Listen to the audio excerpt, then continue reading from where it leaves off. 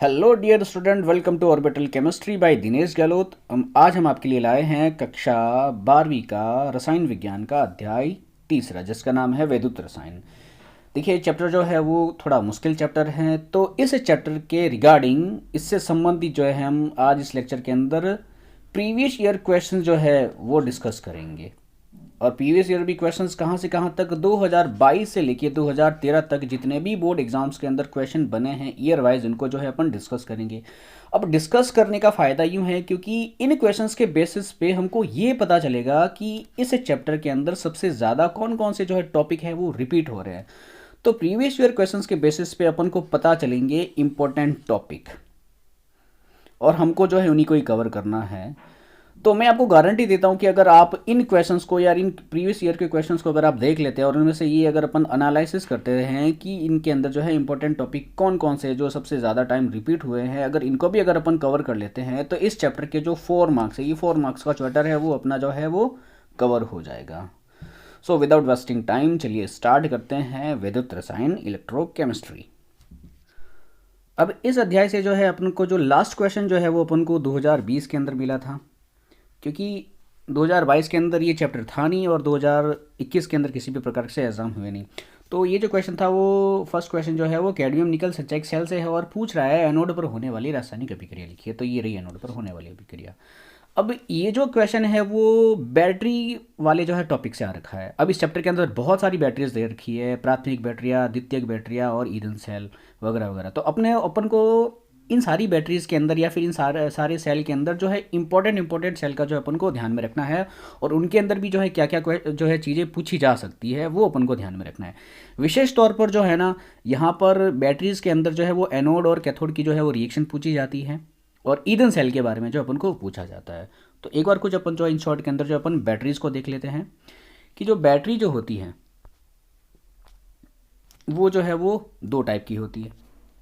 पहली बैटरिया जो है वो प्राथमिक बैटरिया है। अब प्राथमिक बैटरिया जिनको अपन क्या कर सकते हैं, जिनको अपन चार्ज नहीं कर सकते हैं, जिसके अंदर शुष्क शेल और मरकरी शेल है। अब शुष्क शेल कौन होते हैं? जो अपने एसी और टीवी के रिमोट के जो पेंसिल सेल होते हैं वो शुष्क सेल के अंतर्गत आते हैं। इनका आपको बस सेल विभव पता होना चाहिए। 1.5 वोल्टेज का जो है ये विद्युत धारा का निर्माण करते हैं। दूसरे जो है मरकरी सेल, इनको जो है अपन बटन सेल भी बोलते हैं, छोटे होते हैं। कहाँ प्रयोग आते हैं? सीधी सी बात है, अपनी जो हाथ की जो घड़ियाँ होती है उनके अंदर जो अपन इसको प्रयोग में लेते हैं। विभव होता है 1.3.5 वोल्ट। बस इसके अंदर आपको ये चीज़ों का ध्यान रखना है। उसके बाद जो इंपॉर्टेंट बैटरी जो है वो अपनी होती है द्वितीयक बैटरी या फिर संचयक बैटरी। क्यों? क्योंकि इनको जो है अपन चार्ज कर सकते हैं। मतलब देखो, नाम दे रखा है संचयक बैटरी। संचयक से मतलब क्या होता है? जिनके अंदर अपन विद्युत धारा का संचयन कर सकते हैं। अब इसके अंदर देखो दो बैटरी दे रखी है, एक तो लेड संचयक सेल दे रखा है, दूसरा दे रखा है निकल कैडमियम सेल, जो कि अपना फर्स्ट क्वेश्चन था 2020 का। अब इन दोनों के अंदर जो इंपॉर्टेंट बैटरी है वो है अपनी लेड संचयक सेल की, क्योंकि लेड संचयक सेल जो होता है वो अपने जो जितने भी वाहन होते हैं, गाड़ियाँ होती हैं, इनकी जो बैटरी होती है, और अपने घरों के अंदर जो इन्वर्टर होते हैं उनके अंदर जो है काम में लिया जाता है। अब एक बार जो है लेड संचयक सेल जो है थोड़ा सा देख लेते हैं, उनके अंदर जो है ज़रूरी चीज़ें क्या हैं। अब देखो, लेड संचयक सेल के अंदर एक तो ये एनोड की अभिक्रिया ये है और कैथोड की अभिक्रिया ये है, और ये ओवरऑल जो है वो सेल अभिक्रिया है। अब इसका जो एनोड होता है वो लेड का होता है और इसका जो कैथोड होता है वो लेड ऑक्साइड का होता है। ये दोनों के दोनों मिलकर किसका निर्माण करते हैं? लेड सल्फेट का निर्माण करते हैं। और ये इसकी जो है संपूर्ण अभिक्रिया, तो ये आपको पता होनी चाहिए।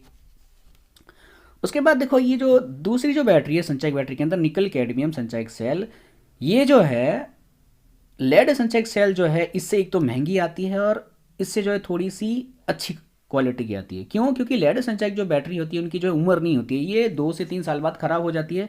जबकि निकल कैडमियम सेल जो होती हैं इनकी जो उम्र होती है या फिर ये जो बैटरी है वो इनके मुकाबले, लेड संचयक के मुकाबले ख़राब नहीं होती है। तो इन चीज़ों का ध्यान रखना है। डायग्राम आपसे नहीं पूछा जाएगा क्योंकि कॉम्प्लेक्स डायग्राम है, इनमें से डायग्राम नहीं पूछा जाएगा।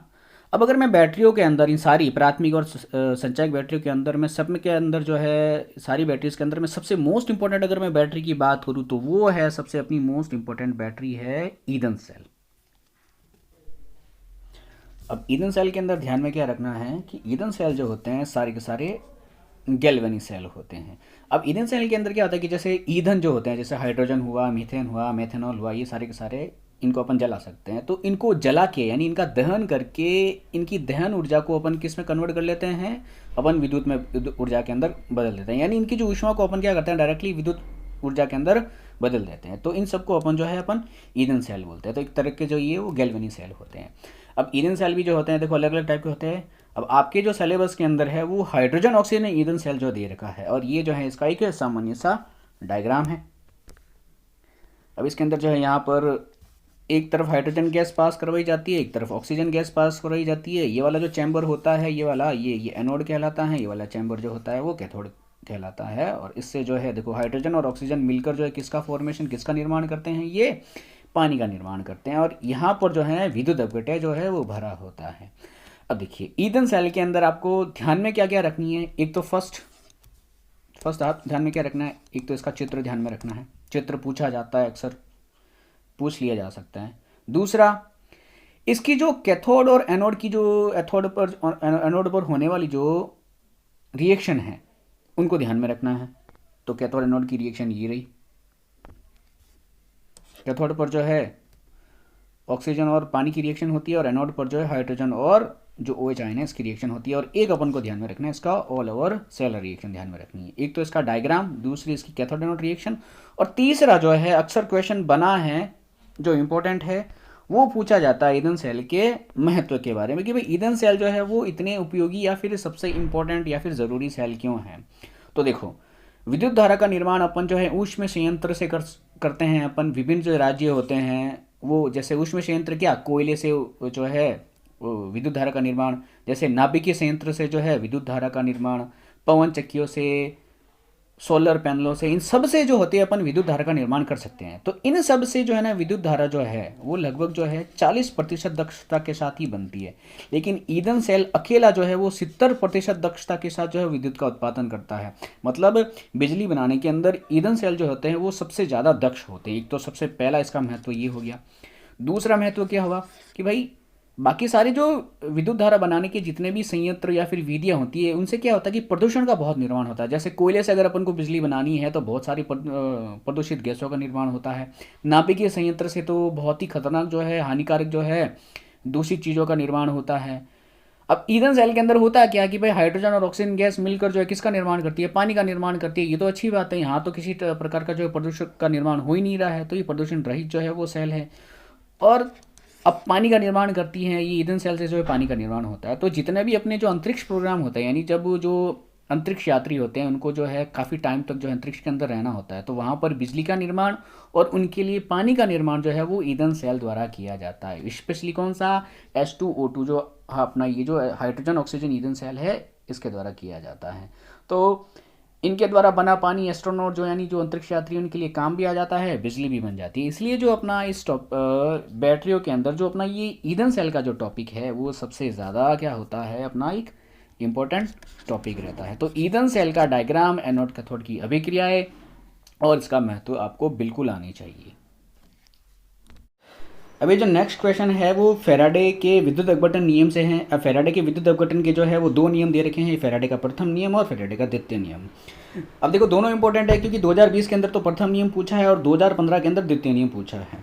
अब एक बार फेराडे के नियम समझने से पहले अपन जो है विद्युत अपघट्य क्या होता है उसको समझ, या फिर विद्युत अपघट्य सेल क्या होता है अपन को उसको समझना पड़ेगा। तो ये जो है एक विद्युत अपघट्य सेल का जो एक डायग्राम है, उसके अंदर जो है एक सेल होता है, धनावेशित भाग जो एनोड और ऋणावेशित भाग जो होता है वो कैथोड होता है। और इसके अंदर जो है ये विद्युत अपघटय हैं जिसमें A धनायन और B ऋणायन होता है। जैसे विद्युत धारा इसमें प्रवाहित करते हैं तो ये जो ऋणावेशित विद्युत अपघटय हैं ये एनोड पर निक्षेपित होने लगते हैं। निक्षेपित का मतलब होता है इस पर जमा होने लगते हैं। और A जो धनायन है वो किस पर निक्षेपित होने लगेंगे, वो कैथोड पर निक्षेपित होने लगेंगे। अब इनके जो ये जो इनका जो निक्षेपण हो रहा है तो इनका कुछ भार होगा। तो विद्युत अपघटय का प्रथम नियम ये बोलता है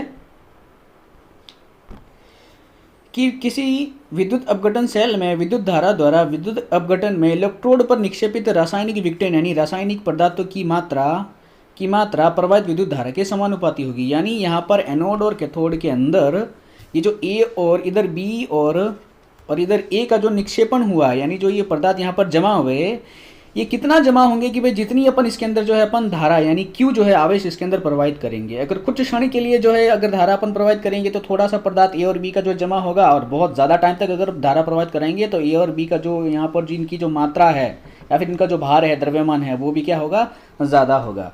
तो यहाँ पर देखिए ये फॉर्मूला भी दे रखा है।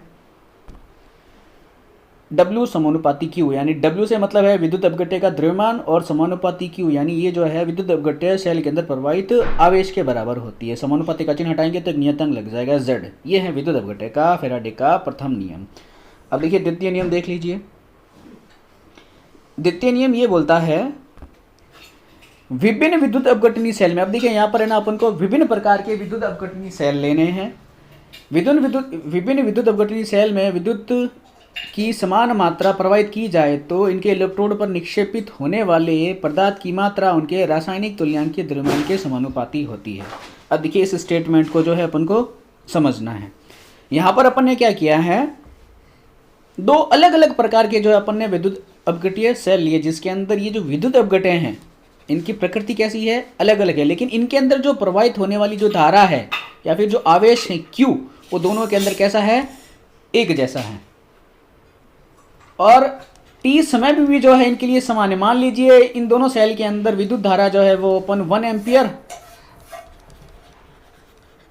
धारा और T समय अपन जो है 1 मिनट के लिए प्रवाहित कर रहे हैं, तो कैथोड और एनोड पर निक्षेपित होने वाली यानी A और B की जो मात्रा होगी वो जो है A और B का जो तुल्यांकीय द्रव्यमान है उसके समानुपाती होगी। यानी अगर किसी विद्युत अपघट्य का तुल्यांकीय द्रव्यमान अगर ज़्यादा है तो उसकी निक्षेपित होने वाली मात्रा ज़्यादा होगी, और जिसका तुल्यांकीय द्रव्यमान कम है, जैसे मान लीजिए XY का अगर तुल्यांकीय द्रव्यमान कम है तो इसकी निक्षेपण की जो मात्रा है वो कम होगी।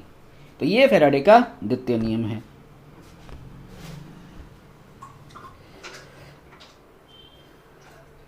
अब फैराडे के द्वितीय नियम के अंदर एक फॉर्मूला दे रखा है Q बराबर IT, जहाँ पर Q जो है वो आवेश को बताता है, I जो है वो विद्युत धारा को बताता है जिसका मात्रक एम्पियर है, आवेश का मात्रक कूलाम है, और जो T है वो समय को बताता है, जो समय जो है इसका मात्रक जो अपन को सेकंड लेना होता है। इससे जो है न्यूमेरिकल क्वेश्चंस भी बनते हैं जो अपन आगे सॉल्व करेंगे। अभी जो नेक्स्ट प्रश्न है वो बहुत ही इंपॉर्टेंट है अपने लिए। क्यों? क्योंकि ये 2020 और 2017 दो बार एज इट इज़ इसी फॉर्म के अंदर जो है वो इसी प्रश्न के रूप में जो है वो पूछा गया है। अब देखो ये जो प्रश्न है वो कोलराउस नियम से है। कोलराउस नियम का जो है वो आंकिक प्रश्न है। इसके अंदर जो है अपन को एसिटिक एसिड HCl और NaCl की अपन को क्या दे दी गई है, अनंत अनुता पर मोलर चालकता दे दी गई है, और पूछा है अपन से ये सोडियम एसीटेट, इसको अपन सोडियम एसीटेट बोलते हैं, इसकी अनंत अनुता पर मोलर चालकता जो है अपन से पूछी गई है। अब देखिए यहाँ पर दो चीज़ें हैं, एक है मोलर चालकता। अब मोलर चालकता क्या होती है कि 1 लीटर विलयन में 1 लीटर विद्युत अपघट्य की जो चालकता होती है उसको अपन बोलेंगे मोलर चालकता, और अनंत अनुता पर मोलर चालकता को अपन जो है सीमांत मोलर चालकता भी बोलते हैं। सीमांत मोलर चालकता। अब ये सीमांत मोलर चालकता क्या होती है कि किसी विलयन को इतना तनु कर दिया जाए, उसके अंदर इतना पानी मिला दिया जाए कि उसके अंदर विद्यमान जितने भी विद्युत अपघट्य है वो पूर्ण रूप से विघटित हो जाए, यानी धनायन और ऋणायन के अंदर टूट जाए। विद्युत अपघट्य जो है वो जल के अंदर धनायन और ऋणायन के अंदर टूट जाते हैं। तो अपन को जो है ये 3 प्रकार की विद्युत अपघट्य दे रखे हैं जिनकी सीमांत मोलर चालकता यानी लैम्डा m नॉट, इसको अपन जो है सीमांत मोलर चालकता का जो है ये प्रतीक मानते हैं। ये अपन को दे रखी है एसिटिक एसिड की, HCl की, NaCl की अपन को ये वैल्यू दे रखी है, और अपन से पूछा है इसकी सीमांत मोलर चालकता। तो देखिए कोलराउस नियम के द्वारा अपन जो है इस क्वेश्चन को कैसे सॉल्व करेंगे।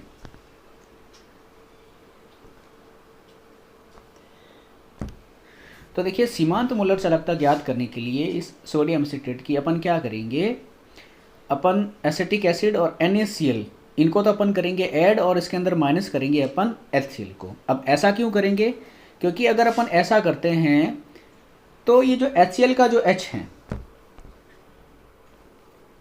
ये जो HCl का जो H है ये कैंसिल आउट कर देगा इस वाले H को, और ये जो Cl है वो कैंसिल आउट कर देगा NaCl के Cl को। तो ऑल ओवर लास्ट में क्या बचेगा, इस तरफ का ये वाला पार्ट और इस तरफ का ये वाला पार्ट, जिसमें से ये वाला पार्ट नेगेटिव होता है और ये वाला पार्ट पॉजिटिव होता है, यानी ये ऋणायन होता है, ये धनायन होता है। तो यानी अगर अपन एसिटिक एसिड और NaCl को ऐड करते हैं और इसके अंदर माइनस करते हैं HCl को, तो अपन को जो है फॉर्मूला किसका मिलता है, सोडियम एसीटेट का। तो ठीक वैसे ही अगर अपन एसिटिक एसिड की सीमांत मोलर चालकता और NaCl की अगर सीमांत मोलर चालकता को ऐड करें और इसके अंदर HCl की सीमांत मोलर चालकता को घटा दें, तो अपन को जिसकी मोलर चालकता मिलेगी, जिसकी सीमांत मोलर चालकता मिलेगी वो क्या होगी, वो उसकी होगी सोडियम एसीटेट की, और यही अपना क्या होगा, आंसर होगा। तो करना क्या है, बस एसिटिक एसिड की मोलर चालकता और NaCl की जो है वो सीमांत मोलर चालकता को जोड़ना है, तो ये रही एसिटिक एसिड और NaCl की सीमांत मोलर चालकता को जोड़ा और इसके अंदर घटा दिया किसकी मोलर चालकता को, HCl की, तो अपन को फाइनली ये वैल्यू मिली। और ये किसकी वैल्यू है, सोडियम एसीटेट की सीमांत मोलर चालकता या फिर अनंत तनुता पर मोलर चालकता, यही अपन से पूछा गया है। नेक्स्ट प्रश्न 2019 से है, जिसमें पूछा गया विद्युत अपघट्य की चालकता को प्रभावित करने वाले कोई दो कारक लिखिए।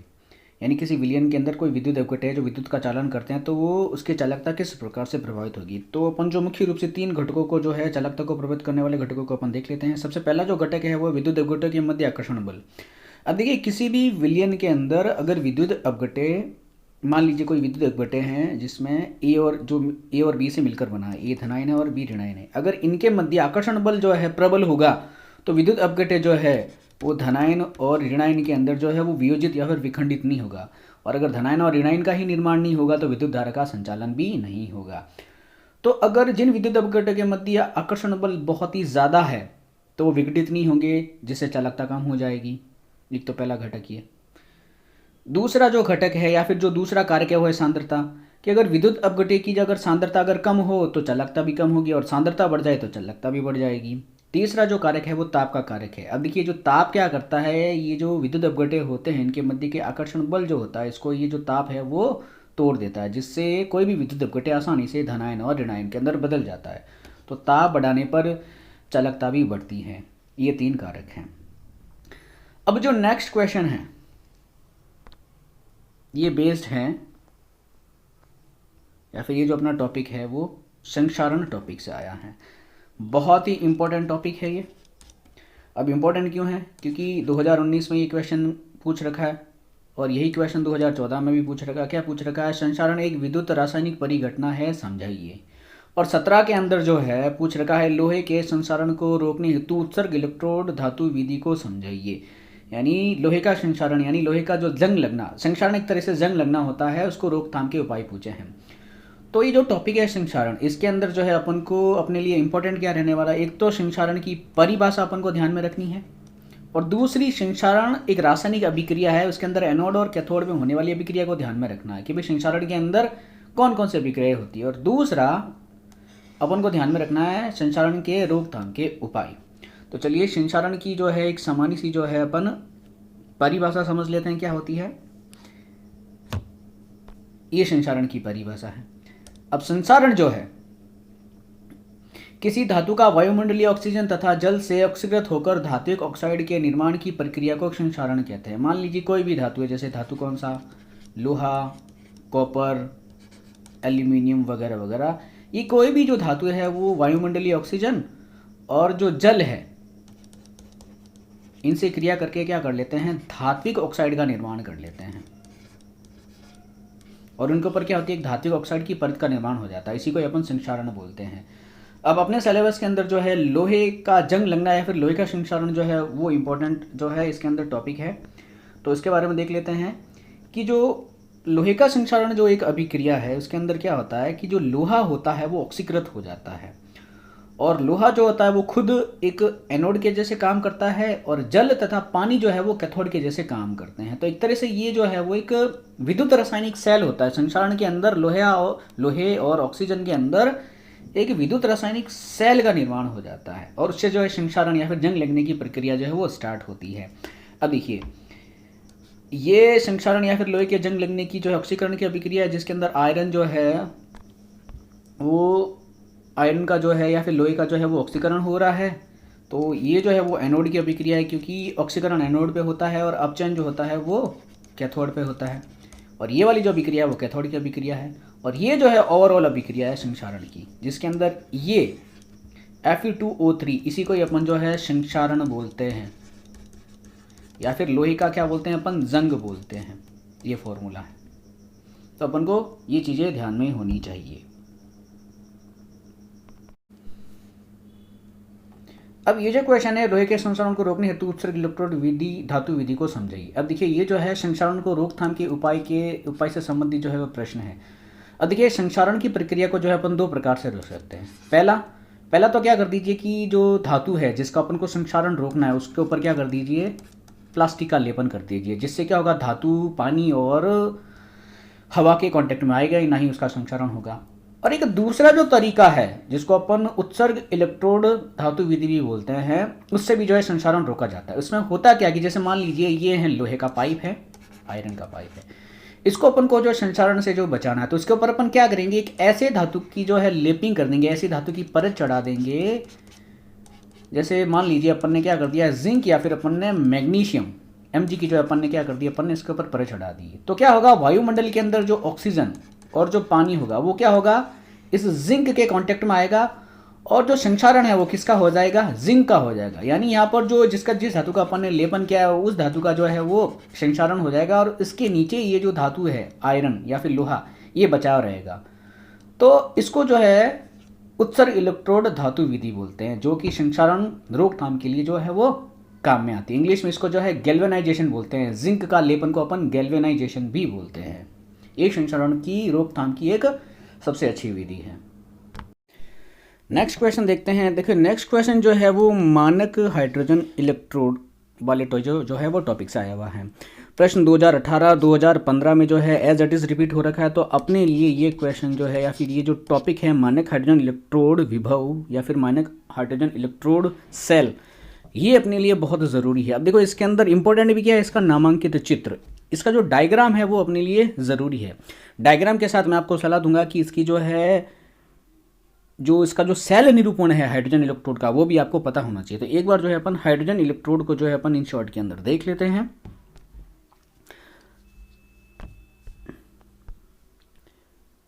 अब ये जो है सामान्य सा एक हाइड्रोजन इलेक्ट्रोड सेल का जो है डायग्राम है, जिसको अपन सी बोलते हैं। इसके अंदर क्या होता है, एक लीटर विलियन होता है जलीय, उसके अंदर अपन किसको घोलते हैं, अपन HCl को घोलते हैं, जिससे ये विलियन जो होता है वो अम्लीय हो जाता है। एक कांच की नली होती है जिसके अंदर एक बार की जो है वो हाइड्रोजन गैस पास करवा दी जाती है, और पीटी का जो है तार होता है जो कि इलेक्ट्रोड भी होता है।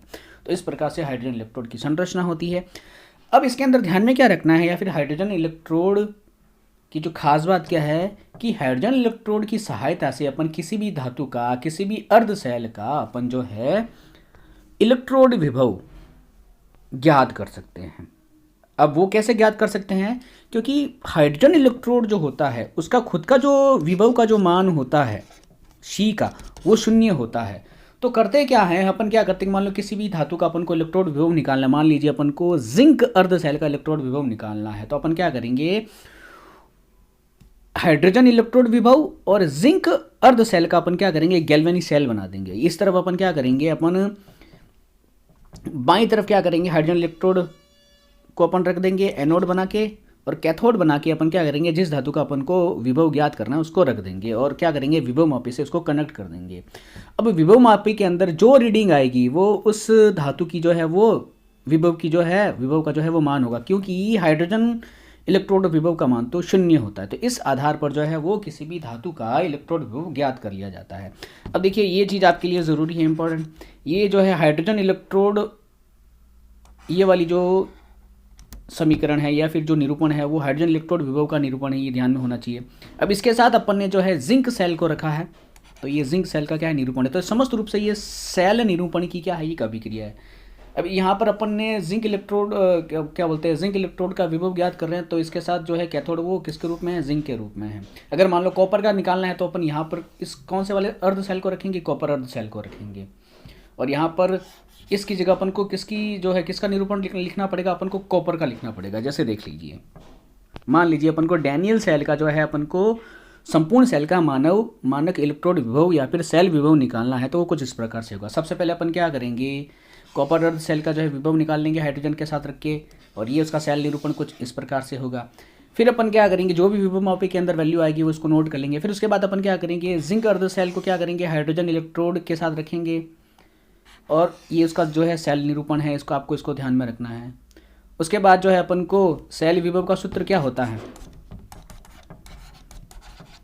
ई कैथोड माइनस ई एनोड करके जो है अपन को इस सूत्र की सहायता से अपन को संपूर्ण सेल का जो विभव अपन को पता चल जाएगा।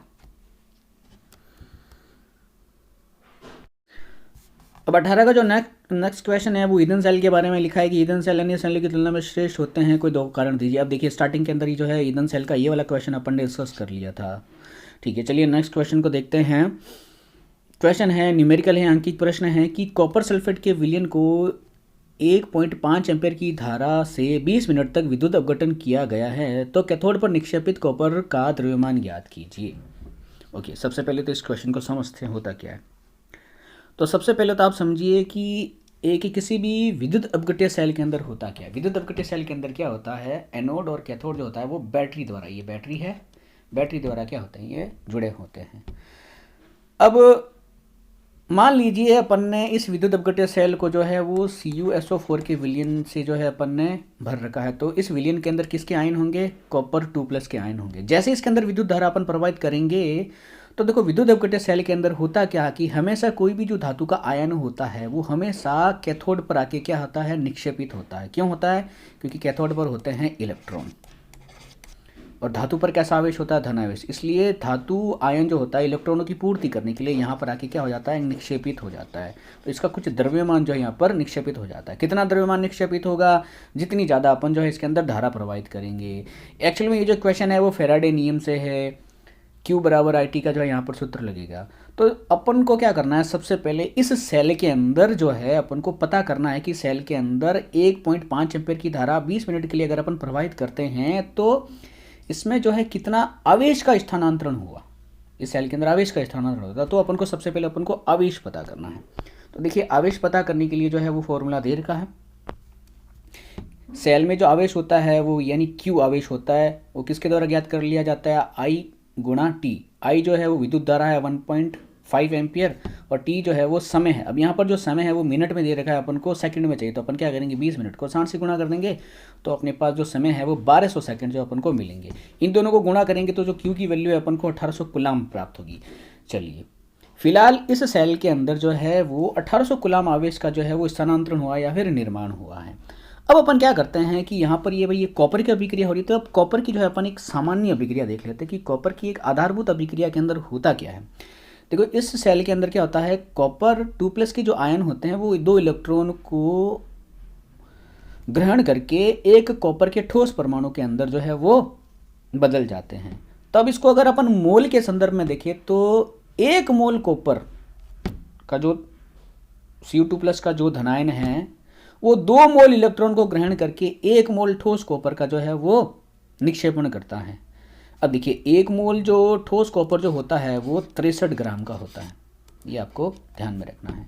और इसके लिए ये इलेक्ट्रॉन को कितना ग्रहण करता है, ये 2 मोल इलेक्ट्रॉन को ग्रहण करता है। अब देखो यहाँ पर हमको पता है कि जो 1 मोल इलेक्ट्रॉन का जो आवेश होता है, 1 मोल इलेक्ट्रॉन का जो आवेश यानी Q जो होता है वो 1 फेराडे होता है। 1 फेराडे यानी क्या, 96500 कूलाम। तो यहाँ पर इस कॉपर 2+ ने कितने इलेक्ट्रॉन ग्रहण किए, 2 इलेक्ट्रॉन ग्रहण किए। तो यानी इस सेल के अंदर टोटल कितने आवेश को जो है कॉपर 2+ ने ग्रहण किया। यहाँ पर कॉपर 2+ ने अपन जो है फेराडे के आगे जो है अपन 2 गुना कर देंगे क्योंकि 2 मोल इलेक्ट्रॉन है। तो अब देखो इसको अपन जो है सॉल्व कैसे करेंगे, ठीक है ना। तो इस अभिक्रिया से अपन को क्या पता चल रहा है कि भाई 2 मोल कूलाम आवेश यानी 2 फेराडे कूलाम आवेश द्वारा निक्षेपित कॉपर का द्रव्यमान है 63 ग्राम, यानी 63 ग्राम क्या, 1 मोल। तो 1 मोल आवेश द्वारा निक्षेपित कॉपर क्या होगा, तो अपन क्या करेंगे, इनको डिवाइड के अंदर रख देंगे। अब ऊपर ये जो सेल है इसके अंदर टोटल आवेश कितना बन रहा है, इसके अंदर टोटल जो आवेश बन रहा है वो 1800 कूलाम का जो है वो आवेश बन रहा है कि भाई 2 मोल के साथ भाई 63 ग्राम जो है कॉपर निक्षेपित होता है। 2 मोल कूलाम यानी 96500 इंटू 2 कूलाम आवेश से इतना कॉपर निक्षेपित हो रहा है। तो 1800 कूलाम आवेश द्वारा निक्षेपित कॉपर क्या होगा, अपन को कुछ नहीं करना, इसके गुणे के अंदर जो है 1800 लिख देना है। और जो इसको अगर अपन सॉल्व करेंगे वही अपना क्या होगा, कॉपर का द्रव्यमान होगा। अभी जो नेक्स्ट क्वेश्चन है ये भी जो है इंपॉर्टेंट है। क्यों, क्योंकि ये 17 और 14 इन दोनों ईयर्स के अंदर पूछा गया है। टॉपिक है अपना कोलराउस नियम, आयनों के स्वतंत्र अभिगमन का कोलराउस नियम।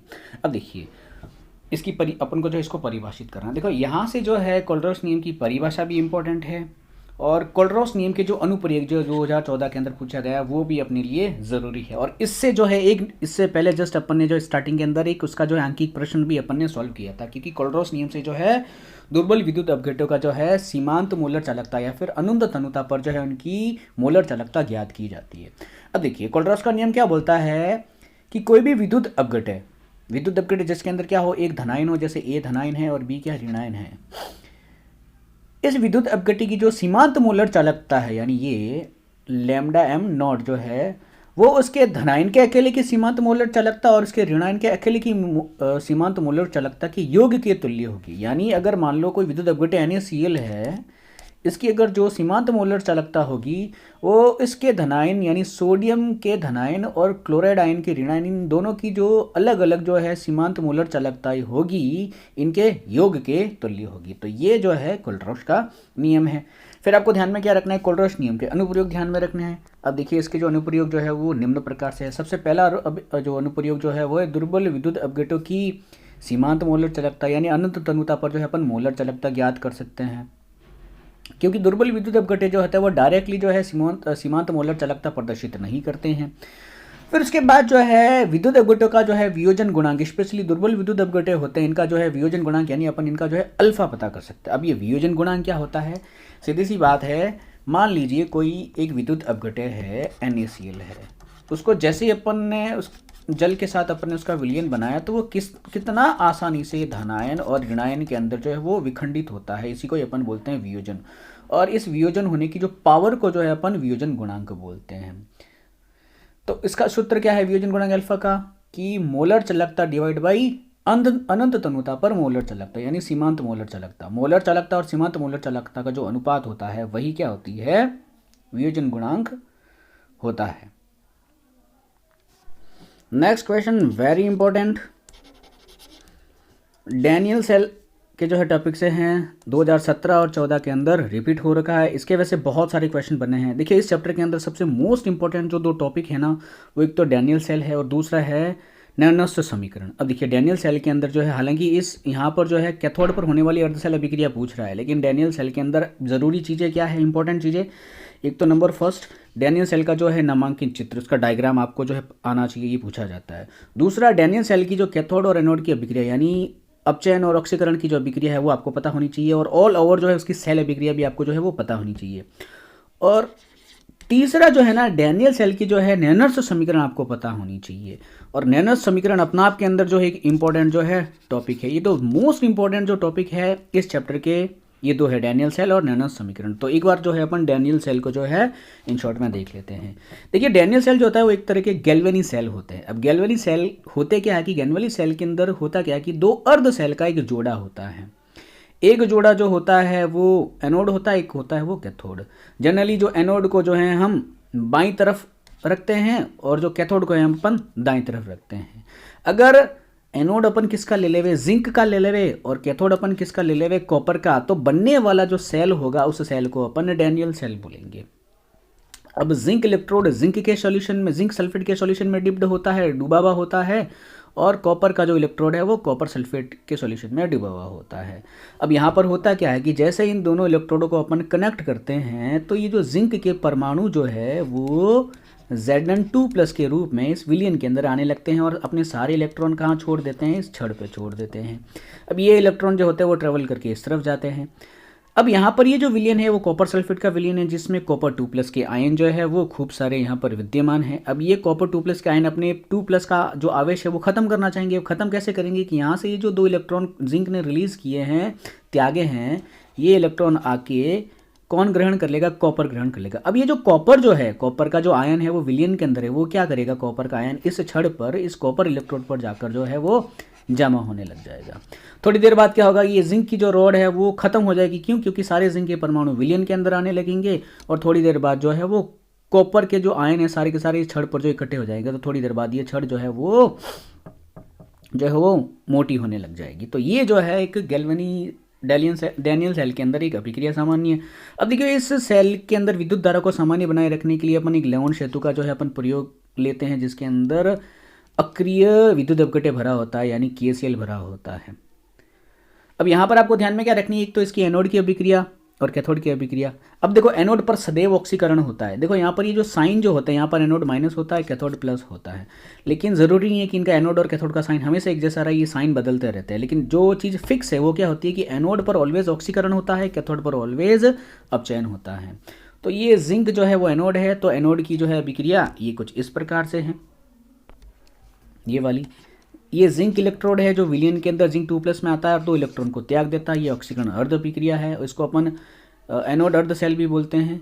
फिर ये जो अभिक्रिया है वो कैथोड की अभिक्रिया, जिसके अंदर विलयन के अंदर Cu2+ के आयन है जो जिंक द्वारा तागे गए इलेक्ट्रॉनों को ग्रहण करके कॉपर सॉलिड में बदल जाते हैं, ठोस में बदल जाते हैं, तो ये अपचयन अर्ध अभिक्रिया है, इसको अपन बोलेंगे।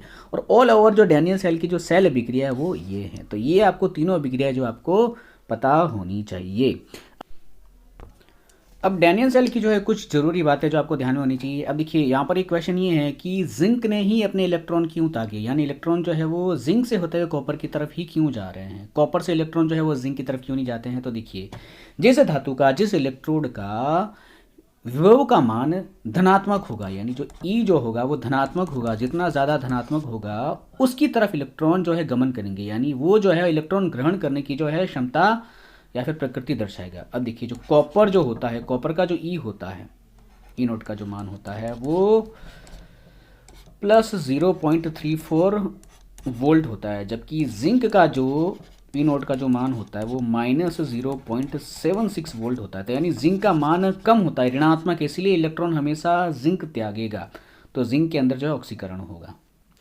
अब दूसरा बात यूँ है कि जिंक वाला सेल ऑक्सीकरण अर्ध सेल है और कॉपर वाला सेल जो है वो अपचयन अर्ध सेल है। तो इन दोनों सेलों को मिला के ये जो जोड़ा बनता है इसको अपन जो है रेडॉक्स युग्म बोलते हैं। अब रेडॉक्स युग्म क्यों बोलते हैं, क्योंकि इन दोनों सेलों के अंदर एक तरफ ऑक्सीकरण की अभिक्रिया होती है, एक तरफ अपचयन की अभिक्रिया होती है, और दोनों अभिक्रिया को अपन मिश्रित रूप से कौन सी अभिक्रिया बोलते हैं, रेडॉक्स अभिक्रिया बोलते हैं। इसलिए इसको अपन जो है रेडॉक्स कपल या फिर रेडॉक्स युग्म भी कहते हैं। अब उसके बाद जो है अपन देखते हैं कि डैनियल सेल की जो है ननस्ट समीकरण आपको पता होनी चाहिए। तो देख लेते हैं ननस्ट समीकरण। अब चलिए ननस्ट समीकरण को देख लेते हैं कि ये होता क्या है। अब देखिए सबसे पहले अपन ने पढ़ा था कि अगर अपन को किसी भी इलेक्ट्रोड का, किसी भी धातु का अगर अपन को इलेक्ट्रोड विभव ज्ञात करना है तो इसमें हाइड्रोजन इलेक्ट्रोड विभव की जो है सहायता ली जाती है। अब प्रॉब्लम ये है कि हाइड्रोजन इलेक्ट्रोड विभव जो है ना, जिससे जो है धातु का इलेक्ट्रोड विभव ज्ञात होता है, वो मानक परिस्थितियों का होता है। मानक परिस्थितियों का मतलब क्या होता है कि हाइड्रोजन इलेक्ट्रोड विभव के दौरान क्या होता है कि जिस सेल का अपन इलेक्ट्रोड विभव ज्ञात कर रहे हैं उनके अंदर विद्युत द्रव्यता की जो सांद्रता है वो 1 मोल होनी चाहिए। उस सेल के अंदर का जो दाब है वो 1 atm होना चाहिए और जो तापमान है वो 298 केल्विन होना चाहिए। इन्हीं परिस्थितियों के अंदर जो है मानक हाइड्रोजन इलेक्ट्रोड विभव जो है विभव की गणना करता है।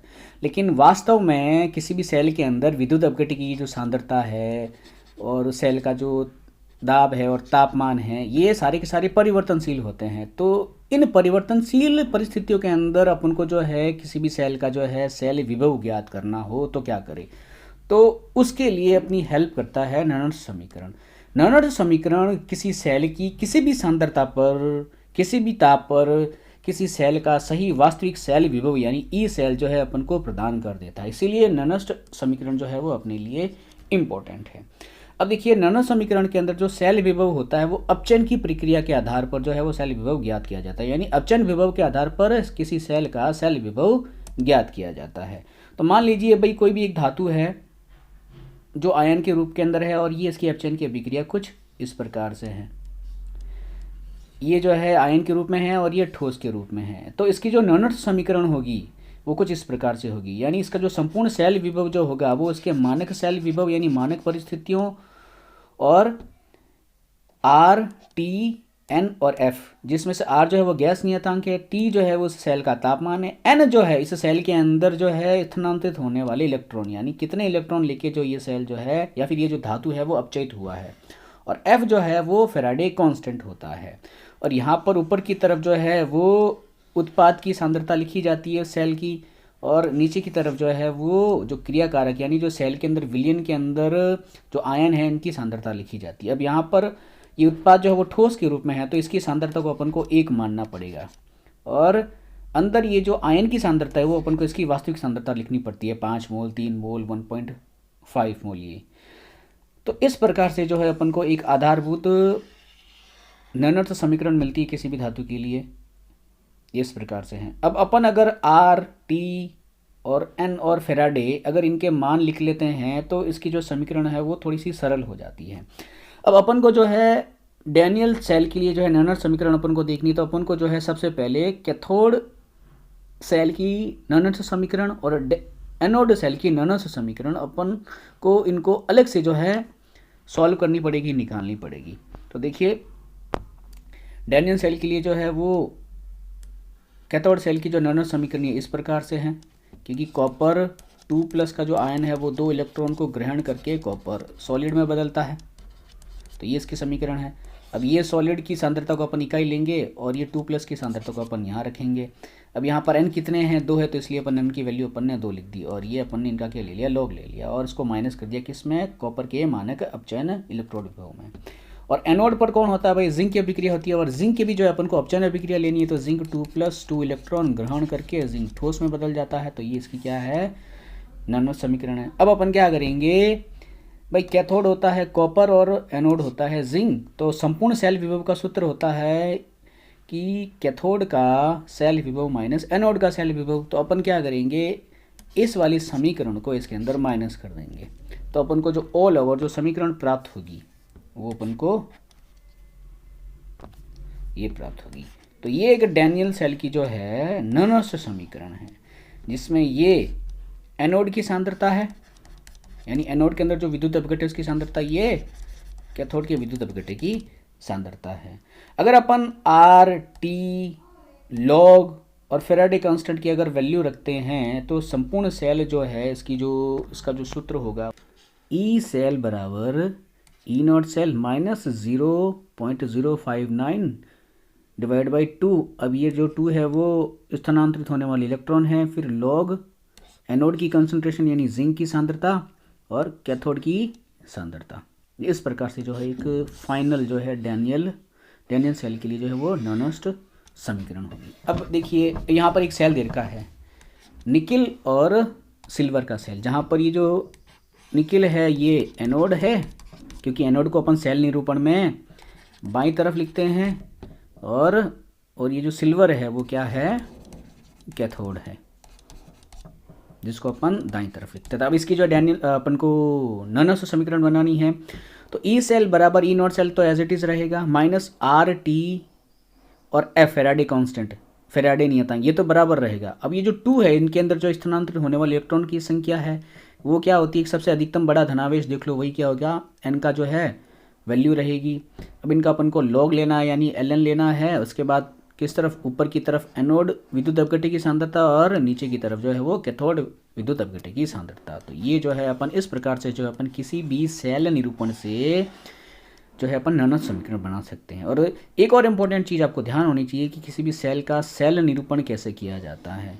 तो देखिए बीच के अंदर ये जो डबल लाइन है ये लवण सेतु को निरूपित करता है, ये इधर का ठोस जो है वो एनोड इलेक्ट्रोड को निरूपित करता है, ये इधर का जो आयन है ये एनोड के अंदर जो विलयन है विद्युत अपघट्य का उसको निरूपित करता है, ये कैथोड इलेक्ट्रोड को निरूपित करता है, ये कैथोड इलेक्ट्रोड के अंदर जो विद्युत अपघट्य है उसको निरूपित करता है। नेक्स्ट क्वेश्चन जो है वो प्रतिरोधकता की जो है ऐसा यूनिट पूछ रहा है, 2015 से है और इसका जो आंसर है वो है ओम मीटर, ओम गुणा मीटर। अब देखिए ये जो क्वेश्चन है वो विद्युत अपघटनीय विलयनों का चालकत्व नाम से टॉपिक से है। तो यहाँ पर है ना कुछ डेफिनेशन है, कुछ परिभाषाएं, इनका जो है अपन को पता होना बिल्कुल चाहिए। सबसे पहली जो डेफिनेशन है वो है प्रतिरोधकता, जिसको अपन विशिष्ट प्रतिरोध भी बोलते हैं, इसका मात्रक है रो और इसका जो है ये सूत्र है। अब रो होता क्या है, रो या फिर विशिष्ट प्रतिरोध एक धातु के अंदर या फिर किसी भी विद्युत अपघटनीय विलयन के अंदर एक इकाई आयतन के अंदर छोटे से एरिया के अंदर का जो प्रतिरोध होता है उसी को अपन विशिष्ट प्रतिरोध बोलते हैं।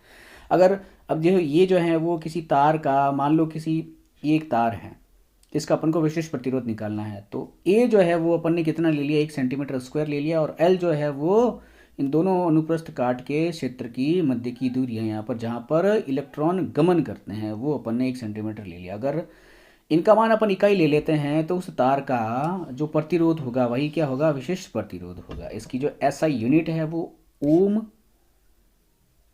गुणा मीटर है। और L बटा ए जो है इसको अपन जो है सेल स्थिरांक बोलते हैं, ये आपको ध्यान में होना चाहिए। उसके बाद जो है दूसरी जो परिभाषा है वो चालकता या फिर विशिष्ट चालकत्व, इसको जो है अपन स्मॉल के और इसको जो है कप्पा बोला जाता है, इसे भी निरूपित करते हैं। अब देखिए प्रतिरोधकता और चालकता एक दूसरे के व्युत्क्रम होती हैं, तो विशिष्ट प्रतिरोध जो होता है वो विशिष्ट चालकता की क्या होता है, व्युत्क्रम होता है। तो ρ इक्वल टू 1/k यानी कप्पा होता है। तो यहाँ पर अपन क्या करेंगे, कप्पा को इस तरफ भेज देंगे और रो को अपन नीचे रख देंगे और रो की जो है यहाँ पर ये वैल्यू जो है अपन यहाँ पर रख देंगे। तो फाइनली अपन को कप्पा की या फिर विशिष्ट चालकत्व की अपन का ये जो है अपन को ये फॉर्मूला मिलेगा। और इसकी जो ऐसा यूनिट है वो मोह इनवर्स मीटर इनवर्स या फिर सीमेंज मीटर इनवर्स, इस प्रकार से भी लिख सकते हैं। उसके बाद जो है नेक्स्ट कुछ डेफिनेशन है जो इम्पोर्टेंट है और स्टार्टिंग में अपन ने इसको डिस्कस भी कर लिया है। फर्स्ट है मोलर चालकता, यानी 1 लीटर विलियन के अंदर 1 मोल विद्युत अपघट्य घोलने पर उसकी जो चालकता होगी वो मोलर चालकता होगी। इसको लैम्डा एम से निरूपित करते हैं। ऐसा unit siemens meter square mole inverse होती है। फिर एक होती है सीमांत मोलर चालकता। सीमांत मोलर चालकता का मतलब होता है अनंत तनुता पर जो मोलर चालकता होती है वही सीमांत मोलर चालकता होती है। इसको अपन जो है लैम्डा एम नॉट से निरूपित करते हैं। इसी की भी जो इकाई है ऐसा ही वो मोलर चालकता की जो है जैसी होती है। उसके बाद जो है वियोजन गुणांक, यानी कोई भी विद्युत अपघट्य धनायन और ऋणायन में जो है टूटने की प्रक्रिया को, क्षमता को विद्युत वियोजन गुणांक बोलते हैं, जिसको अपन अल्फा बोलते हैं। इस अल्फा के आधार पर ही जो है प्रबल विद्युत अपघट्य तथा दुर्बल विद्युत अपघट्य का जो है वो निर्धारण होता है। आगे डिस्कस करेंगे। इसका सूत्र है मोलर चालकता डिवाइड बाई सीमांत मोलर चालकता।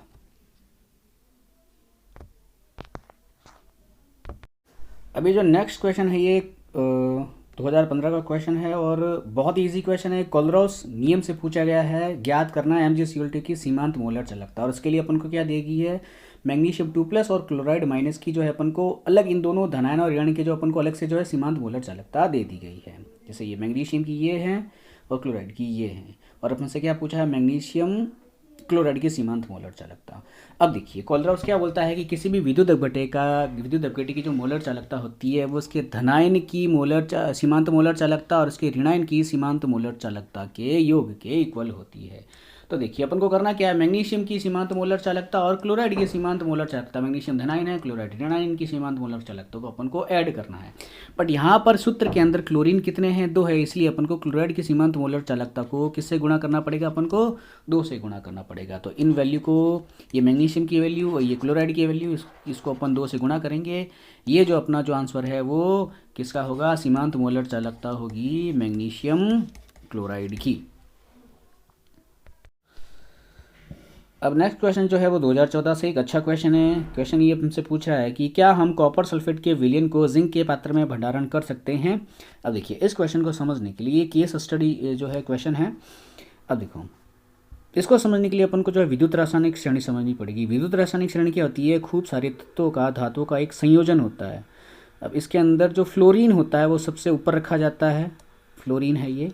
और इसकी जो विद्युत रासायनिक श्रेणी के अंदर जो मानक अपचयन विभव है इसका मान जो होता है +2.87 इलेक्ट्रॉन वोल्ट होता है सबसे ज़्यादा। और सबसे कम जो नीचे होता है श्रेणी के अंदर वो होता है लिथियम, जिसका मान होता है -3.05 इलेक्ट्रॉन वोल्ट। ये जिसका मान जितना ज़्यादा धनात्मक उसके अंदर खुद को अपचयन करने यानी इलेक्ट्रॉन ग्रहण करने की क्षमता सबसे ज़्यादा होती है, और जिसका मान ऋणात्मक होता है उसके अंदर इलेक्ट्रॉन त्यागने की क्षमता होती है। चलिए प्रश्न पे आते हैं। प्रश्न बोल रहा है कि अपन एक पात्र बनाएं जो किसका हो, जिंक का हो, और उसके अंदर कॉपर सल्फेट के विलयन को अपन क्या हम भंडारण कर सकते हैं। अब देखिए यहाँ पर 2 प्रकार के धातु है, एक तो धातु है जिंक और दूसरा धातु है कॉपर जो आयन के रूप में है यहाँ पर। अब देखिए अगर जिसका अपन पात्र बना रहे हैं जिंक का, उसका अगर अपचयन विभव का मान यानी विद्युत रासायनिक श्रेणी के अंदर विभव का मान अगर ऋणात्मक होता है, और जिसका विलयन बना रहे हैं यानी कॉपर का विलयन बना रहे हैं उसका जो मान जो है अपचयन विभव का मान अगर धनात्मक होता है, यानी पात्र से ज़्यादा होता है तो क्या होगा, ये जो पात्र जो है, पात्र यानी ये जो जिंक का पात्र है, उसके में जिंक के जो परमाणु हैं वो विलयन के अंदर आने स्टार्ट हो जाएंगे, जिससे क्या होगा, जिंक का पात्र जो है वो ख़त्म हो जाएगा। तो सीधी सी बात है, जिंक के पात्र में कॉपर सल्फेट के विलयन का अपन भंडारण नहीं कर पाएंगे। क्यों? क्योंकि थोड़ी देर बाद सारा जिंक जो है वो इस विलयन के अंदर घुल जाएगा। क्यों घुल जाएगा? क्योंकि जिंक का जो विभव है, इलेक्ट्रॉन विभव है, अपचयन विभव है, वो कम है कॉपर से। बस यही आपको ध्यान में रखना है। उसके बाद जो है नेक्स्ट क्वेश्चन देखते हैं। अब देखिए नेक्स्ट क्वेश्चन है 14 से हैं, जो कोल्ड्राउस नियम, जो कोल्ड्राउस का नियम लिखे हैं उसके अनुप्रयोग बताइए। ये अपन क्वेश्चन अपन ने पहले से ही कर लिया है। फिर उसके बाद नेक्स्ट क्वेश्चन है लोहे पर जंग लगने की संपूर्ण रासायनिक अभिक्रिया लिखिए। ये भी अपन ने कर लिया है। उसके बाद जो नेक्स्ट क्वेश्चन है, डैनियल सेल की संपूर्ण अभिक्रिया दीजिए एवं इस सेल के लिए नन समीकरण का गणितीय रूप लिखिए। ये भी अपन ने जो है स्टार्टिंग के अंदर कर लिया है। तो देखिए ये 2014 के रिपीटेड क्वेश्चन है जो आपको हमने पहले ही बता दिए हैं। उसके बाद जो है नेक्स्ट क्वेश्चन जो है 2013 से हैं। अब देखिए यहाँ पर इस क्वेश्चन को अभी अपन बाद में सॉल्व करेंगे। यहाँ पर देखिए वापस यहाँ पर 13 के अंदर पूछ रहा है, डैनियल सेल का नामांकित चित्र बनाइए, डैनियल सेल की ऑक्सीकरण तथा अपचयन अभिक्रिया लिखिए। तो ये अपन ने स्टार्टिंग के अंदर ही देख लिया था। अब अपन क्या करते हैं कि साम्य अवस्था पर डैनियल सेल के लिए ननस समीकरण व्युत्पन्न कीजिए तथा ई नॉट सेल एवं साम्य स्थिरांक Kc के मध्य संबंध स्थापित कीजिए। चलिए इसको समझते हैं है क्या ये। अब ननर्थ समीकरण और साम्य अवस्था स्थिरांक Kc। अब ये साम्य अवस्था स्थिरांक जो ये Kc है, ये क्या होता है? मान लीजिए किसी सेल के अंदर एनोड और कैथोड की जब सांद्रता क्या हो जाए, एक जैसी हो जाए, एनोड की सांद्रता और कैथोड की सांद्रता क्या हो जाए, बिल्कुल इक्वल हो जाए, तो उन दोनों अर्ध सेलों के मध्य एक साम्य स्थापित हो जाता है। इसी को अपन क्या बोलते हैं, Kc बोलते हैं। तो ये रहा, ये इनका जो अनुपात होता है यही होता है Kc। इसी को अपन जो है साम्य अवस्था स्थिरांक बोलते हैं। तो इसका जो है ननस समीकरण के साथ क्या संबंध है? अब चलिए एक चीज़ समझिए, जब कभी भी किसी भी सेल के अंदर एनोड और कैथोड की सांद्रता जब एक जैसी हो जाए ना, तो इसका मतलब ये होता है कि उस सेल के अंदर किसी भी प्रकार से इलेक्ट्रॉनों का स्थानांतरण जो है नहीं होगा। इलेक्ट्रॉनों का स्थानांतरण नहीं होगा तो सेल विभव का मान जो है वो शून्य मिलेगा। तो इसके लिए जो अपन को जो ई सेल है वो अपन को कैसा मिलेगा, शून्य मिलेगा। और उसके बाद जो ये समीकरण होगी वो अपन को कुछ इस प्रकार से मिलेगी। अब इसके अंदर अपन आर टी इलेक्ट्रॉनों की संख्या n और फेराडे नियतांक, अगर इन सब की वैल्यू अगर पुट कर देवे, तो अगर पुट नहीं करेंगे तो अपन को वैल्यू ये मिलेगी। अगर इनकी वैल्यू को अगर अपन पुट कर देवे तो अपन को जो फाइनल समीकरण जो है वो अपन को कुछ इस प्रकार से मिलेगा ये। लेकिन अपन को समीकरण जो है वो इसको लिखना है। अगर साम्यावस्था स्थिरांक और ननर्थ समीकरण और ई सेल के मध्य अगर संबंध पूछे तो अपना जो समीकरण होना चाहिए वो ये होना चाहिए। तो जो ई सेल जो होता है वो Kc के समानुपाती होगा। इस चीज़ का अपन को ध्यान रखना है।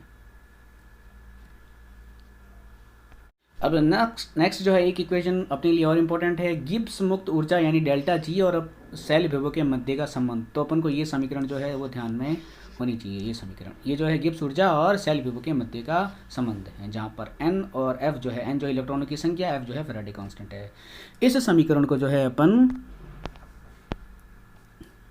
इस प्रकार से भी जो है लिख सकते हैं। अगर इसके अंदर किसकी वैल्यू को इंक्लूड कर दे, अगर अपन टेम्परेचर की वैल्यू को इंक्लूड कर दे और यूनिवर्सल गैस कांस्टेंट सार्वत्रिक नियतांक की अगर वैल्यू को अगर रख दे तो ये इस प्रकार से होगी। अब ये गिब्स ऊर्जा होती क्या है किसी सेल के लिए, कि सेल की खुद की एनर्जी होती है, ये सेल का वर्क फंक्शन होता है, ये कार्य फलन होता है। यदि किसी सेल के लिए डेल्टा जी का मान जो है अगर ऋणात्मक है तो इसका मतलब है वो सेल स्वयं कार्य करेगा। स्वयं कार्य करने का मतलब क्या है, वहाँ पर विद्युत धारा का निर्माण होगा। और किसी सेल के लिए अगर डेल्टा जी क्या हो, प्लस हो, तो इसका मतलब होगा कि उस सेल पर कार्य किया जाएगा, यानी उस सेल को चार्ज किया जाएगा, उस सेल में विद्युत धारा जो है वो प्रवाहित की जाएगी।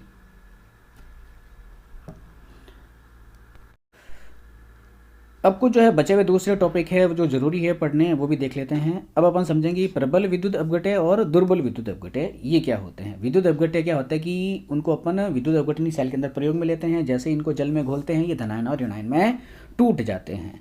तो देखिए प्रबल विद्युत अपघटय उनको बोलेंगे कि जिनका वियोजन गुणांक यानी अल्फा जो होगा वो 100% होगा। सीधा सा मतलब है कि ऐसा विद्युत अपघट्य अपन ने मान लो उसकी जो है 100 ग्राम मात्रा ली, मान लीजिए अपन ने 100 ग्राम NaCl जो है लिया और उसको जल के अंदर घोल दिया, तो 100 का 100 ग्राम पूरा का पूरा NaCl जो है वो Na+ और Cl- में अगर बदल जाता है, टूट जाता है, तो वो प्रबल विद्युत अपघट्य होगा।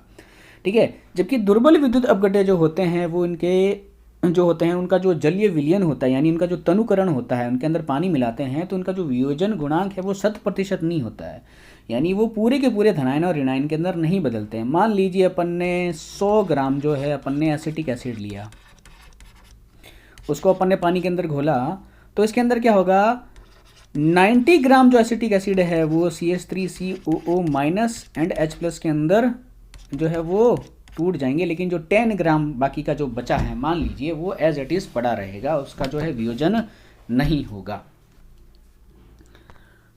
अब इनके अंदर ध्यान में क्या रखना है कि जो प्रबल विद्युत अपघट्य होते हैं उनका अगर अपन क्या करें, तनुकरण करें, अगर अपन क्या करें, अनंत तनुता पर जो इनका तनुकरण कर देवे या फिर शून्य सांद्रता पर जो इनका तनुकरण कर देवे, तो इनकी जो चालकता होगी, मोलर चालकता होगी, वो अधिकतम होगी, और इस मोलर चालकता को अपन जो है अपन सीमांत मोलर चालकता बोलेंगे। जैसे KCl जो है वो अनंत तनुता पर जो है वो सीमांत मोलर चालकता प्रदर्शित करता है, जो कि इसकी सबसे सर्वाधिक चालकता होगी। इस तनुता पर जो है कोई भी प्रबल विद्युत अपघट्य संपूर्ण रूप से विघटित हो जाता है धनायन और ऋणायन के अंदर।